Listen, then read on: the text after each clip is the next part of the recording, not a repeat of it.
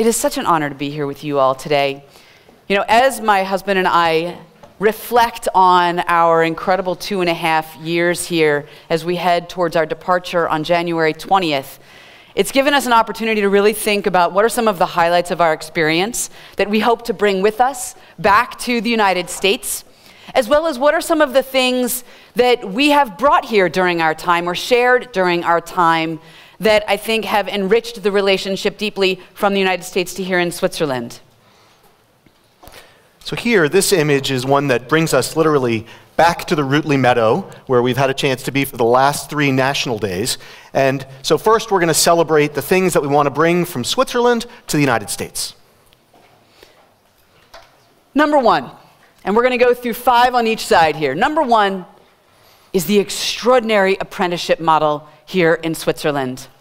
We have met with hundreds of companies and hundreds of apprentices and learned really the depths of this system and how extraordinary it is that 2/3 of the young people here in Switzerland go into apprenticeship as opposed to into gymnasium or college. And what we've been working on is learning from, building connections between our countries at a federal level, but also getting Swiss companies to bring their apprenticeship model to the United States so that we can adapt and adopt that model for an apprenticeship renaissance and truly bring this model back to the United States. So, number 2, multilingualism. So if we were to survey this room and ask how many people speak 2, 3, or even 4 languages, I am sure every single hand would be up. And when you think about Switzerland with 8 million people and 4 different national languages, 4 different cultures, all embedded within one relatively small country, it is a remarkable example of the diversity. But going beyond that, if you actually look at brain research at a very, very young age and compare people who know 1 language versus people who know 2 or more, it literally changes what's called the cognitive flexibility of your mind. Multilingual folks have more flexibility. They solve problems more effectively. And this is one of the things that really positions Switzerland uniquely in the world. Number 3, we have here an image that sets the stage for what we think of as understated excellence. The humility and reserve here in Switzerland is seen throughout the companies and the businesses that are done here, where they are ubiquitous in our lives, but nobody's trying to get credit for most of them, except for they make really great stuff.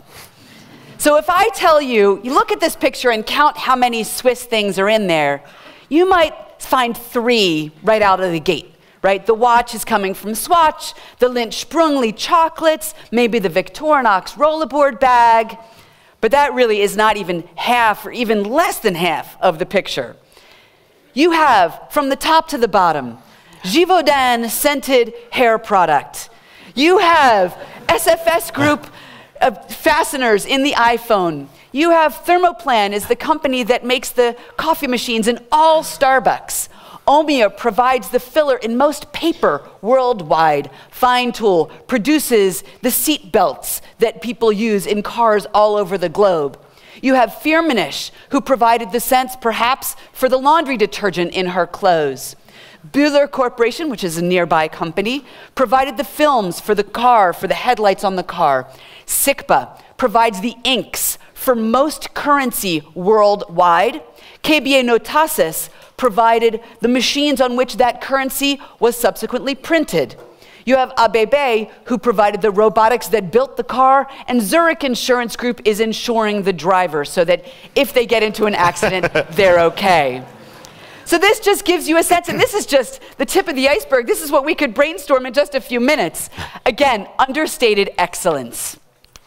So, number 4, trains and infrastructure. So here you have my amazing wife on the Reiteschaubahn. This was last summer in Graubünden. And in fact, we just arrived here a few minutes ago by taking the train from Bern to St. Gallen. And you know, what's remarkable about Switzerland is that to get around, frankly, it's faster very often to take the train than it is to hop in your car. And that is just, and more importantly, by the way, this is carbon neutral trains, electric, fueled on a hydroelectric grid. So going beyond that, though, that is just one of many examples of the different infrastructure and how people approach that here. Quite specifically, the philosophy is don't wait till things break, but proactively maintain things on a schedule. Repair, replace, and as a result, you have better quality and a longer lifespan. Just a really remarkable approach. So speaking of timeliness, Swiss timeliness. So not only is it a land of extraordinary watches, but we got a taste of this before we ever came to Switzerland. When we were preparing to move here, a friend who is Swiss-American came for dinner. He showed up and parked outside of our house 10 minutes early so that he could knock on our door at exactly the designated time.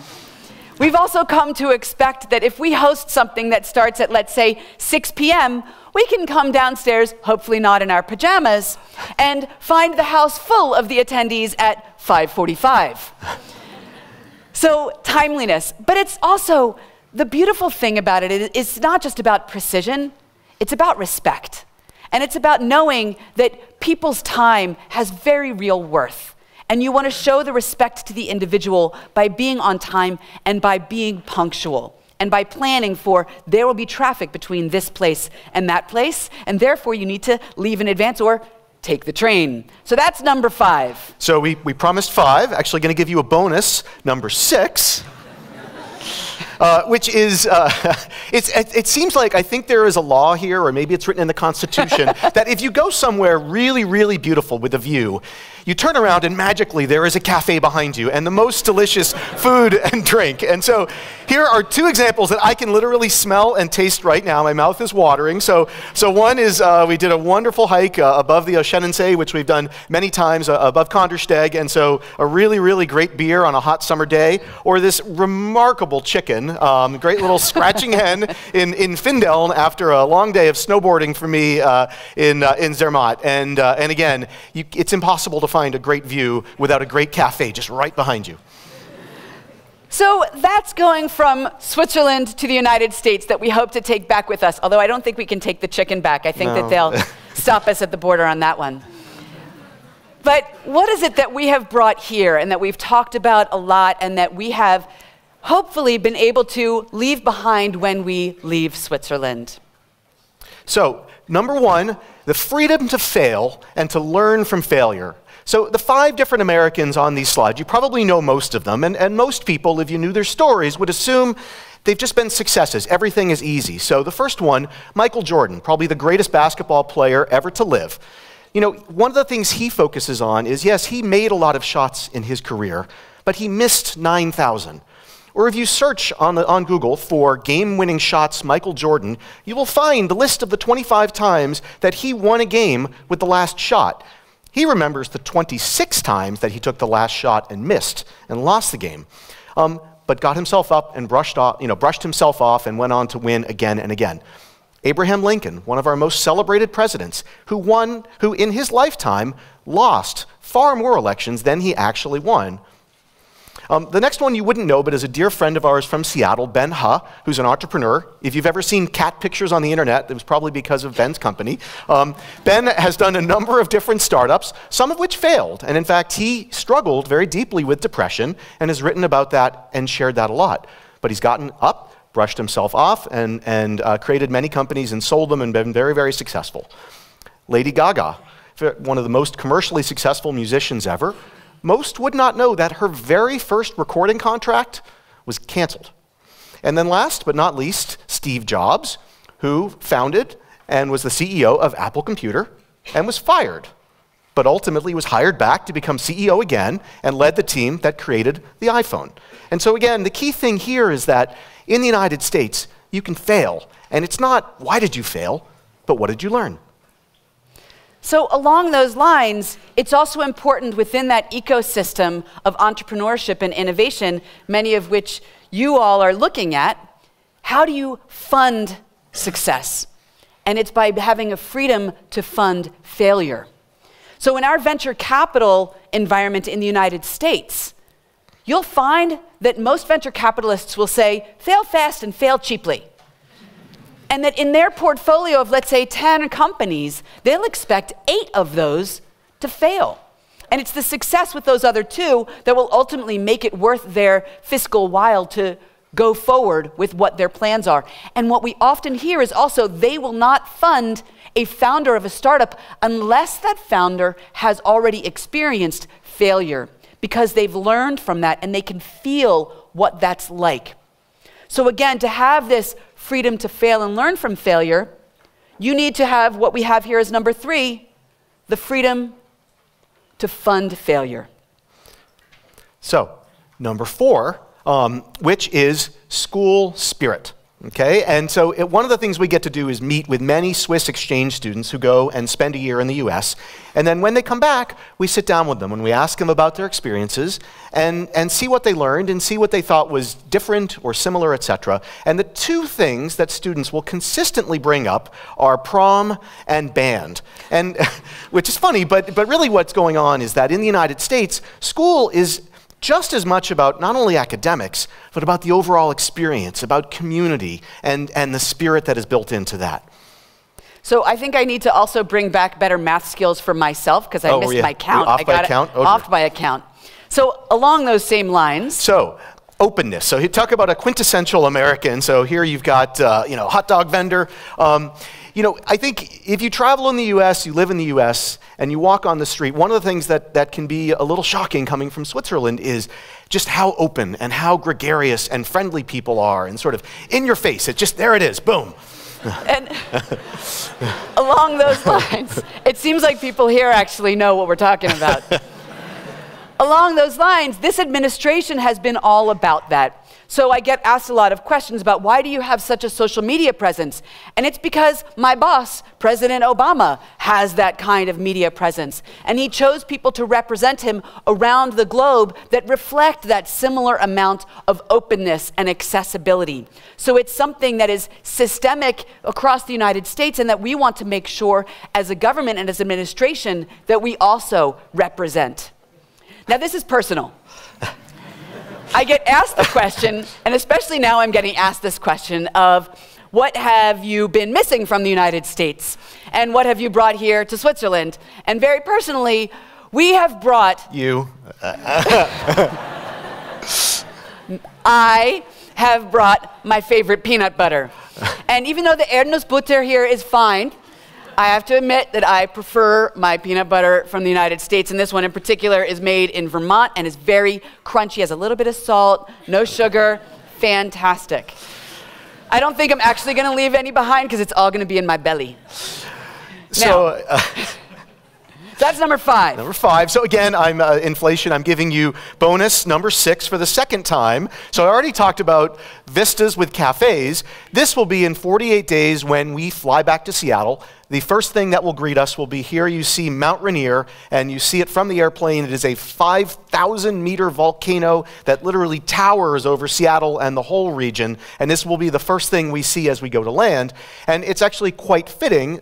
So this year, it is one of hundreds of National Park Service sites. Now, there is no cafe there, just glaciers. But this is the 100th anniversary of the United States National Park Service, and so this will be the thing greeting us back in the U.S. And vistas without cafes.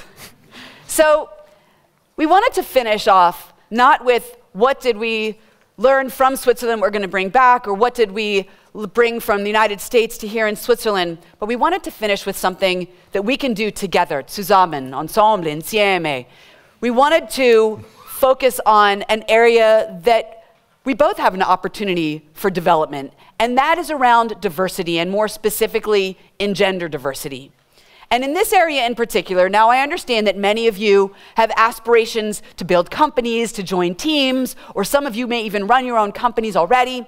And I want to encourage you. Diversity makes us better. Time and time again, there's proof that more diverse groups deliver better results. So join a team, create a team, make a team that doesn't look just like you. So the second one of these, he for she, a UN initiative. If you know Emma Watson from the Harry Potter movies, she has been proudly championing this. And this talks specifically about the fact that gender and women's rights isn't just a women's issue, that men need to be actively engaged. This is something we talk about a lot together. I actually did a TEDx in Zurich specifically on that topic. And that also children in particular need more engaged male parent figures. And last but not least along this point is helping with the pipeline. Girls love math too. And it's critical to remember that getting more girls into the tech and math pipeline helps at the top increase the number of women who are a part of the executive levels. So it starts from the early ages. There is a program that this is the logo for from EPFL called Internet for Girls. But whether it's Internet for Girls, whether it's robotics clubs or whatever, we all need to work a little bit harder to get little girls fired up about this as well, because they do love it. It's just that there are pre-existing stereotypes in both of our societies that often route girls to reading and writing and books and boys to math and science, and that doesn't have to be the case. So again, zusammen, we can work on this diversity area together. So with that, we want to thank you again for having us here to talk and to share reflexively what has allowed us to go beyond our borders and hopefully encourages you to think about what is it that you can share with others beyond the borders here, but also what can you learn from elsewhere to bring to your home. And if you have questions or you want to add something to our list, feel free to share it with us up on the social media that we have behind us. Thank you so much.